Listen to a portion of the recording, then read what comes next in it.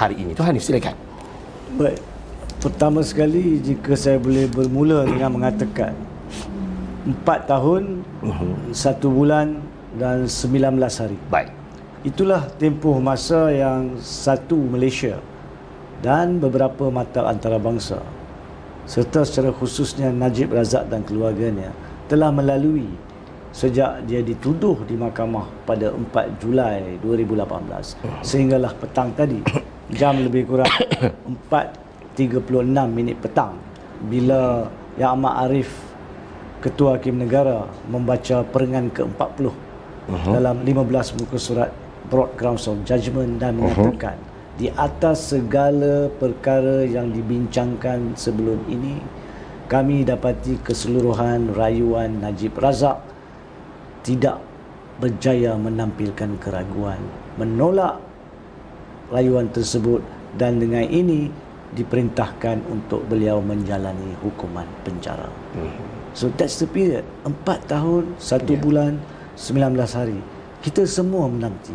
Dan dalam tempoh keseluruhan tersebut, saya percaya dalam setiap perbincangan kita berkaitan dengan kes Najib Razak, SRC dan yang lain, kita tidak pernah mengabaikan hak Najib Razak untuk membela diri dia. Mahkamah tidak pernah abaikan dan tidak pernah mungkiri tanggungjawab mahkamah untuk memberi kebebasan penampilan segala bentuk pembelaan daripada mahkamah tinggi sampailah petang tadi. Itu yang pertama. Baik. Yang keduanya, dari sudut jangkaan, betul kita pernah pun menjangkakan apa yang boleh berlaku dan saya percaya dalam huraian kita buat 85% daripada jangkaan kita itu tepat sehingga ke hari ini. Tetapi kerana apa? Kerana prinsip undang-undang dan kehakiman cukup jelas. Para pengamal undang-undang tahu apakah prinsip-prinsip perundangan dan kehakiman. Apakah peluang seseorang itu boleh mengakaskan ataupun membatalkan atau menidakkan keputusan terdahulu. Kerana apa? Pengamal undang-undang sudah membaca alasan penghakiman Mahkamah Tinggi dan Mahkamah Rayuan. Dan seperti yang kita bincang dulu dan diumumkan oleh Yang Amat Arif Tun Tengku Maimun Tuan Mat, Ketua Hakim Negara petang tadi, dia kata tidak ada apa-apa yang pelik, tidak ada apa-apa yang unik atau kompleks dalam kes SRC ini. Setiap perkara yang ada dalam kes ini adalah membabitkan elemen-elemen jenayah, pecah amanah jenayah, salah laku rasuah, gubahan wang haram yang mahkamah ini serta mahkamah bawah sudah biasa dibawa ke hadapan kami.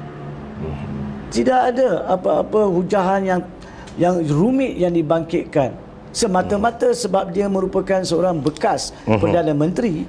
Tidak bermakna perkara itu menjadi perkara yang pelik atau perkara yang rumit. Tidak. Itu dalam penghakiman Yang Amat Arif. 40 perengan, 15 muka surat. Boleh diperolehi. Sudah keluar pun tertular di Facebook dan di internet. Ya. Jadi itulah yang membolehkan kita memberi jangkaan. Sebab saya faham, kita faham, rakyat Malaysia datangnya daripada pelbagai golongan. Dan kadang, in fact, kebanyakannya terdorong kepada kenyataan-kenyataan ahli politik yang bertaksubkan kepada pemimpin maupun parti. Dan tanpa pengetahuan undang-undang atau kehakiman, mereka lebih mudah untuk terpengaruh dengan kenyataan para politik. Sebab itu kita sentiasa mengatakan, dan pada hari ini saya perlu sahkan sebagai hari di mana telah adanya keputusan terakhir dalam kes rayuan Najib Razak, saya perlu nyatakan Jom Channel patut dihargai oleh para penonton kerana mereka lah satu-satunya channel yang berani menyahut cabaran mengadakan perbincangan secara langsung daripada awal pertuduhan Najib Razak sehingga sekarang dan diselang-seli dengan kes-kes lain bila perlu. Tidak ada, saya percaya, dalam sejarah Malaysia seperti mana tidak ada seorang Perdana Menteri, bekas Perdana Menteri dibawa atau diperintahkan masuk ke penjara. Saya yakin tidak ada mana-mana channel televisyen rasmi ataupun televisyen sosial yang berani menyahut cabaran mengadakan perbincangan secara terbuka seperti ini untuk membantu rakyat memahami. Sekalung tahniah untuk Jom Channel.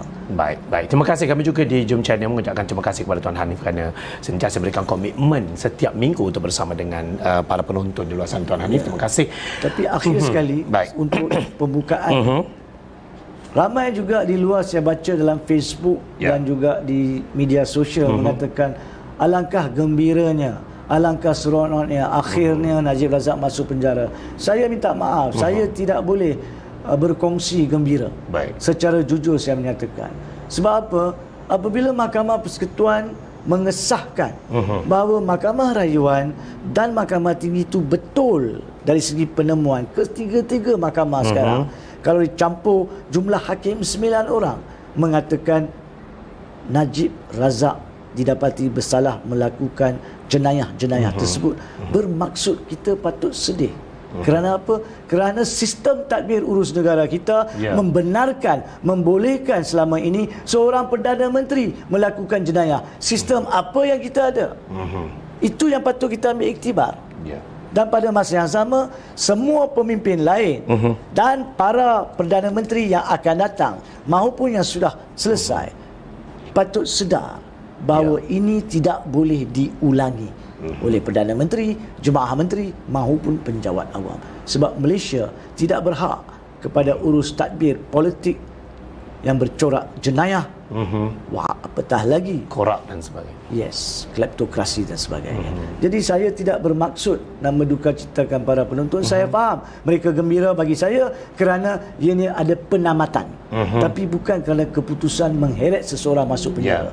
Patut ambil iktibar supaya benda ini tidak diulangi. Ataupun mungkin Tuan Hanif, adakah mungkin mereka menzahirkan kesyukuran itu adalah kerana mereka merasakan mungkin bukan secara individu, bukan kepada sebagai Najib, tetapi mungkin kerana mereka merasakan bahawa inilah dia, orang kata apa, mungkin mereka menantikan hukuman yang sewajarnya untuk pemimpin yang mengkhianati mereka, mungkin Tuan Hanif, mengkhianati mereka, menggunakan dana kerajaan dan sebagainya, dana negara, korup di sana sini, yang akhirnya terbukti bahawa Najib Razak bersalah pada hari ini. Dan ia juga mungkin pandangan masyarakat di luar sana mengatakan bahawa tiba masanya untuk pemimpin-pemimpin lain yang juga merupakan kluster mahkamah untuk orang kata apa, berhati-hati dalam yang mengatakan bahawa mereka tidak punya kuasa untuk mengawal kedaulatan undang-undang dan lain. Bagaimana Tuan Hanif? Betul, saya setuju.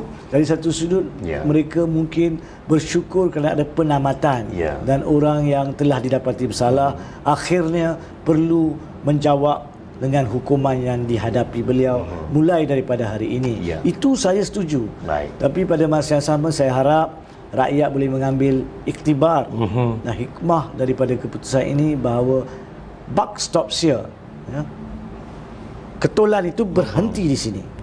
Lepas daripada ini kita tidak ingin mana-mana pemimpin, tak kiralah daripada kluster mahkamah sekarang ini maupun daripada mana-mana parti politik yang akan mentadbir negara, menggalas tanggungjawab sebagai kerajaan dan sebagainya untuk melakukan walau sekelumit daripada apa yang dilakukan oleh Najib Razak. Kita tidak boleh. Itu yang saya percaya kita perlu sama-sama ingati diri kita dan ingati para pemimpin. Baik, Tuan Hanif.